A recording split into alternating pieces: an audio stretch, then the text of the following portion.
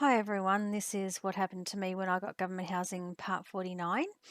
And before I start today, I just wanted to say that I updated my profile picture on Twitter and Getter and TikTok and I think on Google, but I didn't do it on BitChute because I can't work out how to do it. Um, I think I'm pretty good with computers, but I have no idea how to reset my profile picture on BitChute. So if someone could help me, that would be really good. Just like, you could comment on my video, or even if you go over to TikTok or whatever, as long as you tell me where you are or not where you are, but like if you're from BitChute, let me know. And I'll follow you back and hopefully you can help me with that.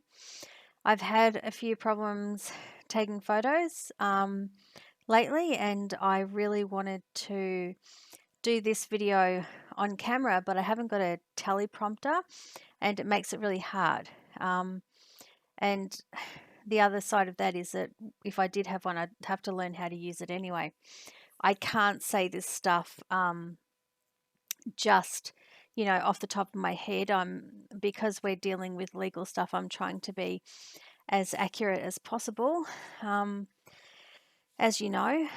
But there are some bits that I think that I missed. So, like for example, when I was going over the incident involving my black bra, I told you that the police organised to come to my home, and they did.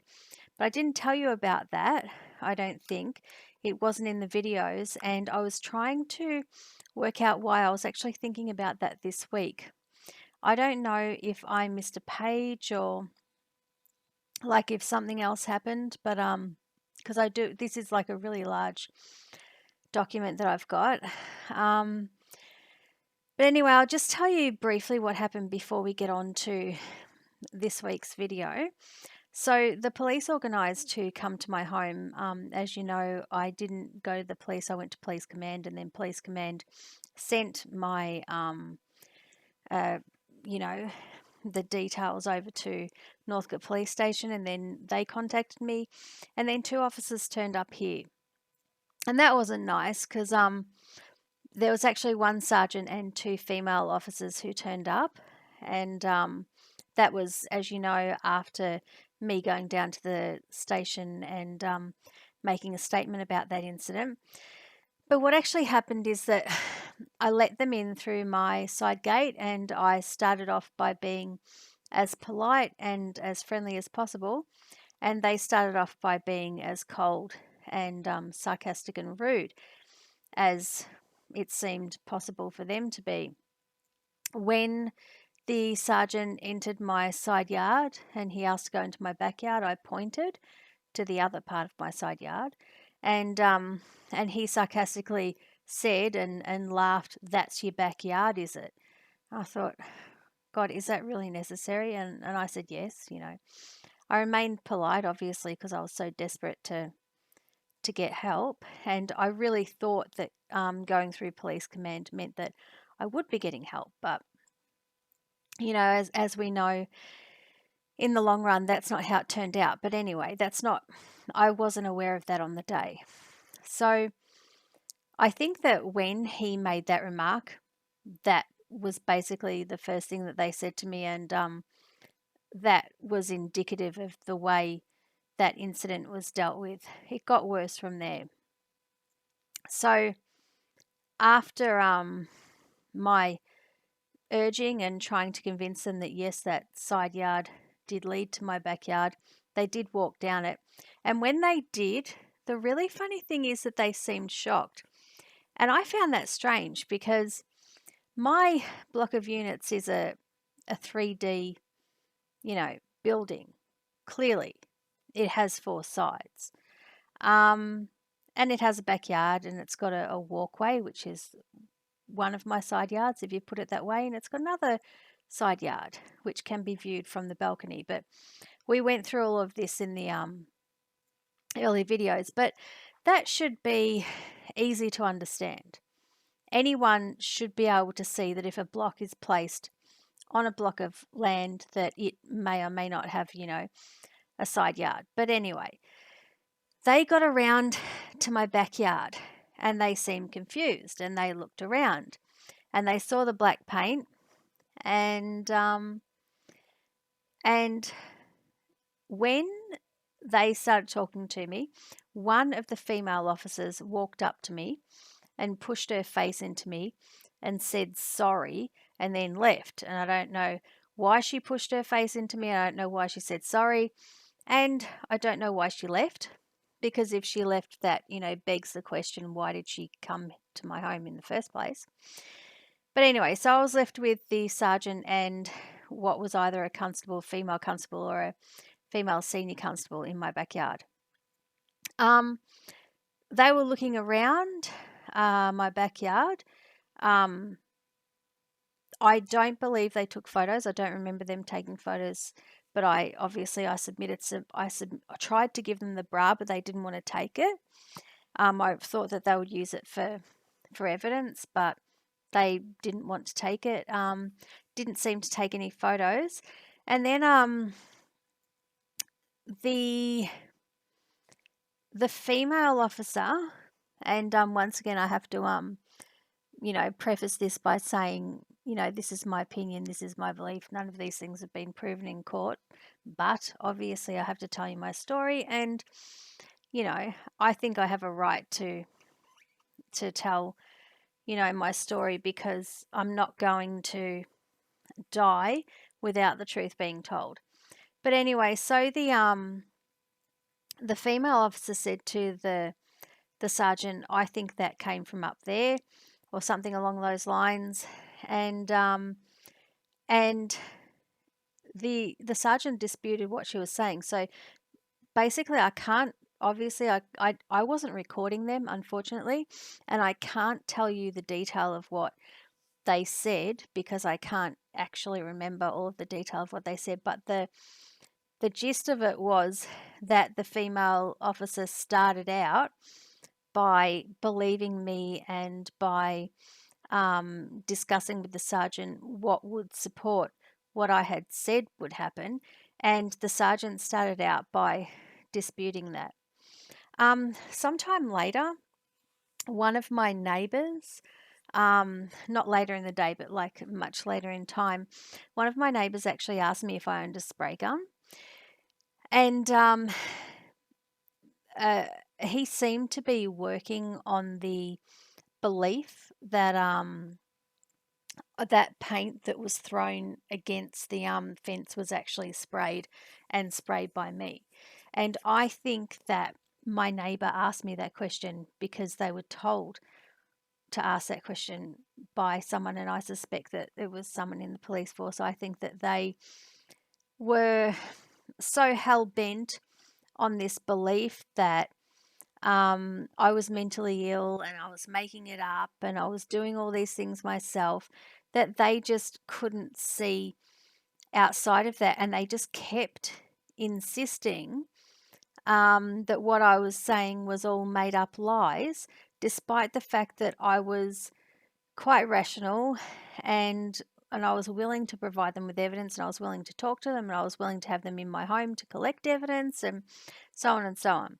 But this is the problem that I faced, and I faced it with basically everyone that I dealt with in the justice system, bar a few people, because I'm definitely not saying that all of them are bad, but I am saying that about 98% of the ones that I dealt with were bad at doing their jobs, at least, if not bad people as well. Because to be honest, I don't think you can look at that black paint and deduce that a woman of my size would actually get out a spray gun and cause. I mean, it's just ridiculous.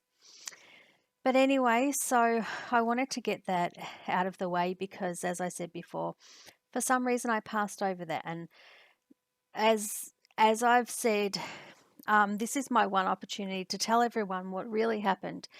And I want people, to know. I mean, once this is on record, I want everyone to be able to look at everything that I've seen and to understand not just what I went through and how hard it was for me, but also that maybe these things have had an effect on me, and maybe, people can understand the reason why I do some of the things I do, and the reason why I say some of the things that I say, and most importantly, the reason why I feel so strongly about justice and free speech, and how important it is for people to be able to have platforms and alternative platforms so they can say what they need to say without the fear of being shadow banned or taken down or even fined, because the truth is, and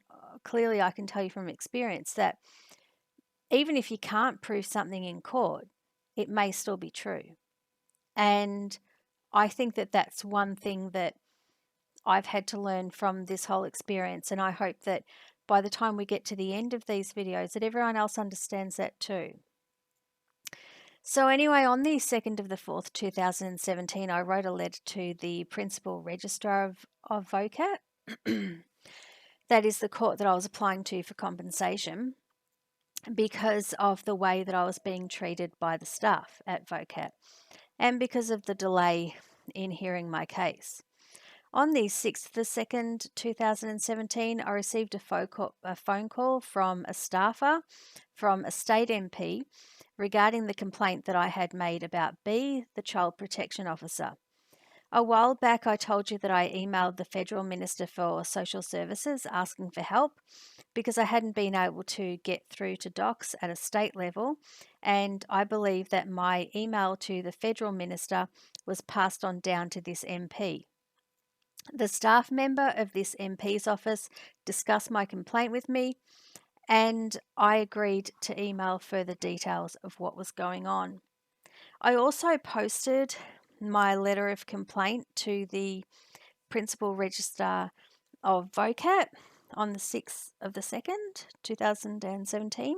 And as you can see, there was a 4-day delay between the writing of the letter and posting it. And that was probably because I just couldn't afford to buy a stamp. Things were so hard for me, and I had to spend so much money on administrative work that it left me with nothing out of my pension money. On the 7th of the 2nd, 2017, I actually emailed the MP's office about my complaint about B from Child Protection, and I believe I included details of other issues that I was dealing with at the time. And this was more work that I was doing. And as I've said a few times, that I knew people in the justice system weren't going to help me, but I always responded to all questions, and I always showed anyone who asked all the evidence that I had, and I was always willing to be questioned. And despite all of my efforts, we know that I didn't get any help and I didn't get compensation at the end of all of this torture and hard work. And I kept going. So I must have been delusional. But I had a child to protect, and I wanted to save myself from further assaults. So on the 9th of the 2nd, 2017, I rang the Victims of Crime helpline, and I believe I got this number from the incident report that I got after the police attended regarding the black paint thrown on my bra. The person I spoke to told me that in order to get compensation, the police would need to ask the magistrate hearing the case to make an order for restitution from the respondent. So, in single mum terms, the police would need to charge the respondent with throwing black paint on my bra. There would need to be a court hearing, and then the police would need to ask the judge for an order of compensation at that court hearing. So basically, a lot depended on the police, and I knew that they were unwilling to help me or to even do their job when they were dealing with me. So, in other words, I had no hope of getting compensation at a court hearing for my bra, and I was back to being dependent on the outcome of my hearing at VOCAT, which is obviously, um, you know, another reason why I was so desperate to get into court and to have my claim heard, because I just couldn't afford to to provide for myself, and I couldn't afford to do all of this work. Um, I also rang the Victims Charter Complaints line to complain about VOCAT, but the person that I spoke to claimed that I couldn't make a complaint about VOCAT through them. The person also wanted me to be referred to a caseworker at a community centre, but I declined because I didn't want to be referred on to another person, as I seem to have spoken to so many people about my issues over the previous few years, and I believed that they just wouldn't help me anyway. And given the way that I'd been treated so far, I think people will understand why I refused. At around 2:40 p.m. on the 10th of the 2nd, 2017, I saw the plumber jump over my neighbour's fence into my backyard. This was the same plumber who had been in my kitchen fixing my taps when he got a text message from the respondent. I panicked when I saw what he had done, and I went outside to confront him and to ask him what he was doing. And he didn't even apologise to me. He said that my gate was locked and he denied that what he was doing was wrong. He didn't explain what he was doing, but I saw him doing something to my hot water system. I hadn't asked for any repair on my hot water system, so I didn't know what he was doing, but I couldn't stop him, and he didn't care that I was witnessing what he was doing. When I walked around to my side yard, the respondent was on the balcony looking down at me, so I rang Northcote Police Station to speak to the officer who took my statement about the black paint thrown on my bra, and that officer wasn't there, so I left a message for them. I also rang the MP's office to confirm that they got the email that I sent them about my complaint against docs. So basically, I was working full time, doing all the work and the legwork and the administration work of all the people who had refused to help me. I was trying to help myself, and I knew it wasn't making any difference, but I kept going because I was caught in a web and I felt like I couldn't breathe and I just wanted to be free.